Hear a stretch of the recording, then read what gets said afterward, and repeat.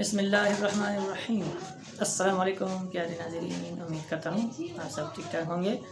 آج کی اس ویڈیو میں ہم بات کریں گے گیسٹرائٹس کے بارے میں، یعنی معدے کی سوزش۔ معدے کی سوزش کیوں ہوتی ہے، سب سے پہلے یہ جانکاری حاصل کریں گے۔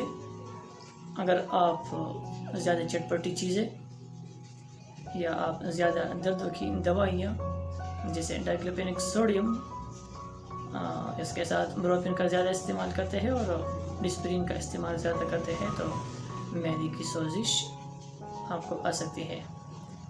گیسٹرائٹس اسی وجہ سے بنتا ہے اور آہستہ آہستہ پھر بڑھ کے یہ ہو جاتا ہے آپ کا ایچ پائلوری میں تبدیل السر بن جاتا ہے۔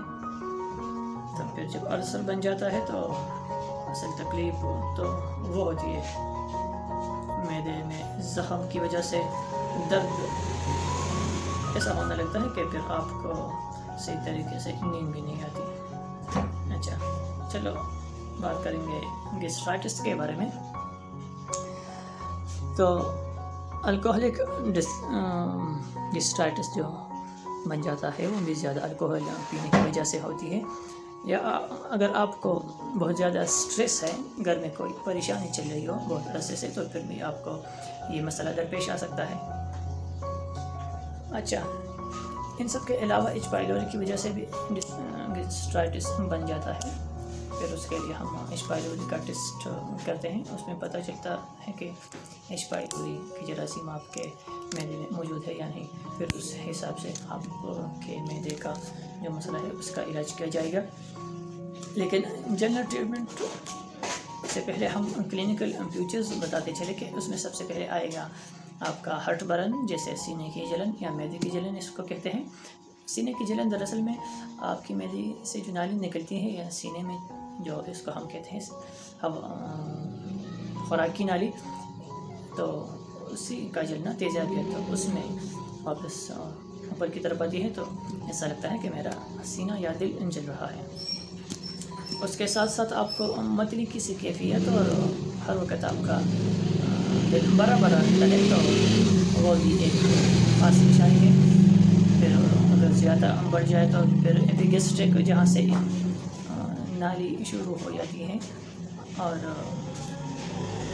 سینے کی طرف آتی ہے، یعنی الٹی طرف سے معدے کی طرف سے اوپر کی طرف ایپیگیسٹرک ریجن اس کو کہیں گے۔ اگر ایپیگیسٹرک پین آپ کو شروع ہو جائے تو پھر بہت زیادہ تنگ کرتی ہے۔ اچھا اس کے بعد پھر اگر یہ زیادہ بڑھ جائے تو تھوڑی بہت خون کا آنا بھی شروع ہو جاتا ہے، خاص کر آپ کے تھوک میں بھی خون کا آنا آ جاتا ہے، اور پھر اس کے ساتھ آپ کے پخانے میں بھی خون کا نکلنا ایک نارمل سی بات بن جاتی ہے۔ اچھا جنرل ٹریٹمنٹ کے بارے میں ہم بات کریں گے تو پہلے آپ کو سب سے پہلے انسیڈس کی دوائیاں جو کہ ڈائکلوپینک پوٹاشیم یا ڈائکلوپینک سوڈیم ہے وہ آپ کو ختم کرنا ہوں گے۔ وہ اس کا استعمال آپ کے لیے بالکل ممنوع ہو جائے گا۔ کنٹرا انڈیکیشنز یا کنٹرا انڈیکیٹڈ آپ کے لیے ہو جائے گا۔ انسیڈ کا استعمال آپ کے لیے بالکل ممنوع ہو جائے گا، بالکل استعمال نہیں کر سکیں گے۔ اس میں ڈائکلوپینک پوٹاشیم، ڈائکلوپینک سوڈیم اور پوٹاشیم، اس کے ساتھ آپ بروپین کا استعمال بھی رد کریں گے۔ اس کے ساتھ آپ مرچ، مسالہ جات اور پیپسی گوشت کا استعمال، انڈے کا استعمال بالکل رد کریں گے۔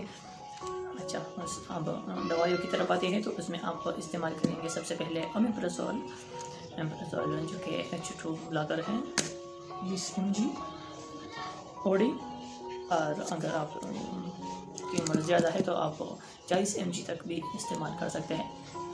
صبح نہار کو ایک گولی امیپرازول کی، پھر اس کے ساتھ آپ استعمال کر سکتے ہیں فومیٹڈین کی ٹیبلٹس جو کہ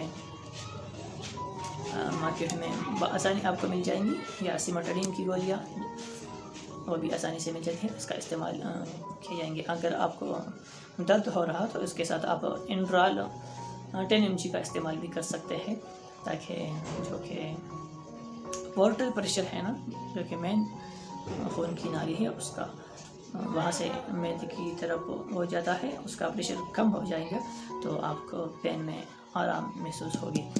اس کے ساتھ اگر آپ کو ایچ پائیلوری پازیٹیو آتا ہے تو اس کے لیے آپ کو کلیریتھرومائسین پلس ایماکسل پلس بلائجل کا استعمال یہ کریں گے۔ اس کے ساتھ ساتھ آپ ایمپرزول اور اس کے ساتھ آپ ڈائجسٹک گیوسکان یا میوکین سیرپ کا استعمال بھی کر سکتے ہیں۔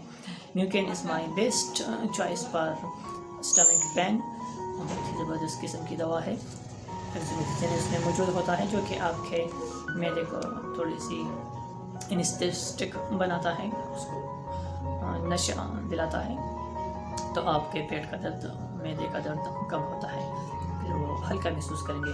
اس کے ساتھ آپ استعمال کر سکتے ہیں باسکوپان یا نوسپا کی ٹیبلٹس وغیرہ۔ تو یہ سب دوائیاں جو ہے مارکیٹ میں بآسانی دستیاب ہوتی ہیں، لیکن اگر آپ کسی مستند ڈاکٹر کے ساتھ یا پریکٹیشنر کے ساتھ اپائنٹمنٹ لیں تو وہ آپ کے لیے بہتر طریقے سے تجویز کر سکتے ہیں۔ اب تک کے لیے اس ویڈیو میں اتنا ہی، انشاءاللہ اگلی ویڈیو میں ملیں گے۔ اللہ حافظ۔